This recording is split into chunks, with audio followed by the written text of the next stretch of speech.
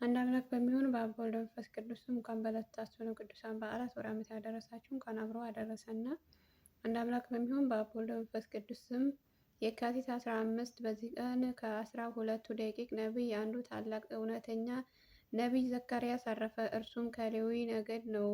የአባቱም ስም በረክዮስ ነው። በገለአድም ወዳለው በባቢሎንም ምርኮ ጊዜ ተማረከ። ከዚህም ሳለም በላዩ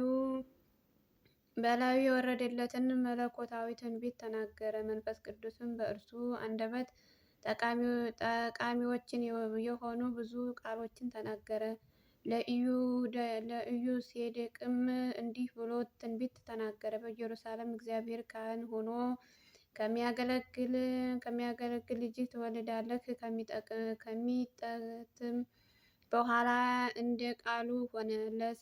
ለሰላትያትም ትንቢት ተናገረለት። ባረከውም፣ ወንድም ልጅ ትወልዳለህ፣ ስሙንም ዘሩባቤል ትለዋለህ። እርሱም በኢየሩሳሌም መቅደስ ይሰራል አለው። ዳግመኛም ለፋርስ ንጉሥ ተናገረ።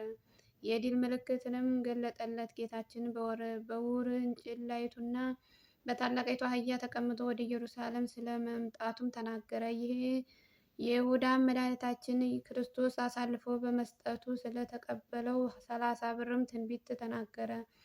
መድኃኒታችንም በሚሰቀልበት አርብ ሌሊት ስለ ሐዋርያት መበተን ተናገረ። በቀትር ጊዜም ስለ ፀሐይ፣ በጨለመም ተናገረ። ስለ እስራኤልም ልጆችም ሐዘን እንዲህ አለ። ያን ጊዜ የወጉትንም ያዩትን ዘንድ አላቸው። ወደ ሐዘኑም ይመለሳሉና እንደሚወዱትም ያለቅሱለታል። ሰው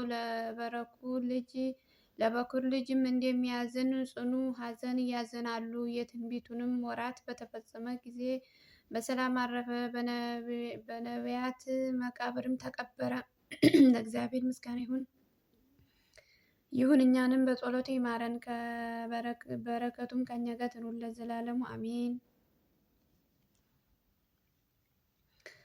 በዚህም ዕለት ሰበጥያስ በምትባል ሀገር የሰማዕታት አርባ ሐራ ሰማይ ቤተ ክርስቲያን ተከበረች። ይህችም ቤተ ክርስቲያን በስማቸው አስቀድማ ተሰራች። ታላቁ አባት ባስልዮስም አከበራት። ስለራሳቸውም ድርሳናትን ደረሰ። በዚህም ዕለት በዓልን አደረገላቸው። በረከታቸው ከእኛ ጋር ትኑር ለዘላለሙ። ለእግዚአብሔር ምስጋና ይሁን አሜን። በዚህ ዕለት በገድል ተጠምዶ የኖረ አባ በፍኖትዮስ አረፈ። ይህም አባት ከታናሽነቱ መነኮሳት በጾም በጸሎት በስግደትም እየተጋደለ ታላቅ ተጋድሎን ተጋደለ። ያማረ የምንኩስናውን ስራ በፈጸመ ጊዜ መነኮሳት ከሚኖሩበት ገዳማት ርቆ ወደሚገኝ በረሃ ውስጥ ይገባ ዘንድ የከበረ ገዳማውያንንም ይጎበኛቸው ዘንድ ለሚያነቧት ጥቅም ትሆን ዘንድ ገድላቸውንም እንዲፈጽም ልዑል እግዚአብሔር አዘዘው።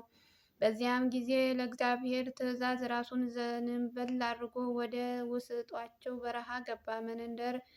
በመንደርም ውስጥ እንደሚዞር ሰው በዱርም መካከል ዙሮ በገዳማውያንም ብዙ ሰዎችን አገኛቸው። ዜናቸውም ተረድቶ ገድላቸውንም ጻፈ። ከውስጣቸውም የከበረ ገዳማውያንንም ጢሞቴዎስንና አቡናፍርን አሉ። ይህንም አባት በፍኖቴዎስም ወደ ውስጣቸው በረሃ በማግስቱ በረሃም የተነሳ ስቃይን ደርሶበታልና ያለ ምግብ 3 ቀን አድሯልና። ከዚህም በኋላ ተርቦ ለሞት ተቃረበ። ከእግዚአብሔርም የታዘዘ መልአክ ተገለጸለትና ሰውነቱን ሁሉ አፈኑንም ዳሰሰው። ያለ ምግብ 17 ቀን ኖረ። ዳግመኛም ከቶ ሰው ሳያዩት 6 እና 7 ዓመት ከዚያ የሚበዛ የሚያስደንቅ ገዳማውያን ኖራቸውን ተናገረ። ወደ ውስጣቸውን በረሃ በሚገቡበት ጊዜ እርሱም ስለሚዋጋቸው ከርኩሳት መናፍስትንና ከሚያስፈራ አራዊትም ስለሚደርሱባቸው ፈተና ተናገረ። ከዚህም በኋላ በትዕግስታቸው በሚዘጉላቸውም ይሆናሉ። አራዊትም እንደ ባሮች ያገለግሏቸዋል። ቅዱስ ቁርባንንም እንደ እንደሚያቀብሉ ደግሞ ተናገረ። በዕለተ ሰንበትም የመድኃኒታችን ክርስቶስ ሥጋና ደም መላእክት አምጥተውለት ያቀርቡላቸውና ከገነትም ፍሬዎችንና ያሰጧቸዋል።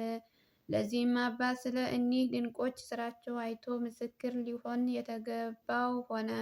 ከዚህም በኋላ በሰላም አረፈ። ለእግዚአብሔር ምስጋና ይሁን፣ እኛንም በጸሎቱ ይማረን፣ በረከቱ ከእኛ ጋር ትኑር ለዘላለሙ አሜን አሜን። በእውነት ይሁን ይደረግልን። የካቲት 15 ቀን የሚከበሩ ቅዱሳን በዓላት፦ ቅዱስ ዘካርያስ ነቢይ ከአስራ ሁለቱ ደቂቅ ነቢይ አንዱ። ቅዱስ አባ በፍኖትዮስ ገዳማዊ ከጽድቅነቱ ባሻገር በግብፅ በረሃ የሚኖሩ የብዙ ቅዱሳን የዜና ሕይወት የጻፈበት።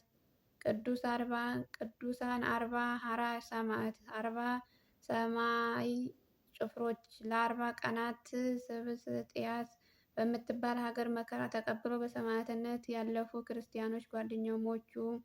ወርኃዊ ቅዱስ ቂርቆስ እና እናቱ ኢየሉጣ። ቅዱስ ኤፍሬም ሶርያዊ አፈወርቅ አፈበረከት። ቅዱስ ሚናስ ግብፃዊ። ቅድስት እንባ መሪና። ቅድስት ክርስቲና። የእነዚህ ቅዱሳን ረድኤት በረከት በሁላችንም ይደር አሜን። ባንተዋገደው ቅዱሳን መላእክት ሞልታ አሳርጉልን። አባታችን ሆይ በሰማያት የምትኖር ስምህ ይቀደስ፣ መንግስትህ ትምጣ፣ ፈቃድህ በሰማይ እንደሆነች እንዲሁም በምድር ትሁን። የዕለት ምግባችንን ስጠን ዛሬ፣ በደላችንን ይቅር በለን እኛም የበደሉንን ይቅር እንደምንል። አቤቱ ወደ ፈተና አታግባን ከክፉ ሁሉ አድነን፣ መንግስት ያንተ ናትና ኃይል፣ ክብር፣ ምስጋና ለዘላለሙ አሜን። እመቤታችን ቅድስት ድንግል ማርያም ሆይ ቅዱስ ገብርኤል ሰላምታ ሰላም እንልሻለን። በሰብእ ድንግል ነሽ፣ ከአንቺ ድንግል ነሽ። አሸናፊ የእግዚአብሔር እናቱ ሰላምታ ላንቺ ይገባሻል። ሴቶች ሁሉ ተለይተሽ ብርክት ነሽ፣ የማኅፀንሽ ፍሬ ጌታችን መድኃኒታችን ብሩክ ነው። ጸጋን የተመላሽ ቅድስት ሆይ ደስ ይበልሽ፣ ልዑል እግዚአብሔር ከአንቺ ጋር ነውና ከተወደደው ልጅሽ ከጌታችን ከመድኃኒታችን ከኢየሱስ ክርስቶስ ዘንድ ይቅርታ ምሕረትን ለምኝልን፣ ኃጢአት በደላችንን ያስተሰርይልን ለዘላለሙ አሜን።